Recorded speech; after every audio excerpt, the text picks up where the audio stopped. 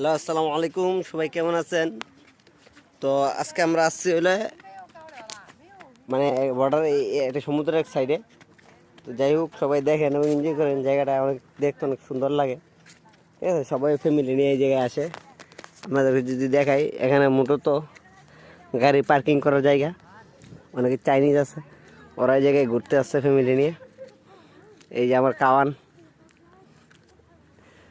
আর এটা হলো সমুদ্র আর কি, বিশাল সমুদ্র।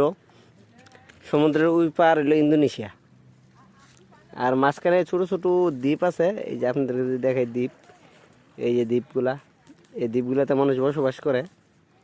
চেষ্টা করতেছি দ্বীপগুলো যাওয়ার জন্য, কিন্তু জানি না। আচ্ছা, যাই হোক, সামনে আপনাদেরকে আরও অনেক কিছু দেখাবো।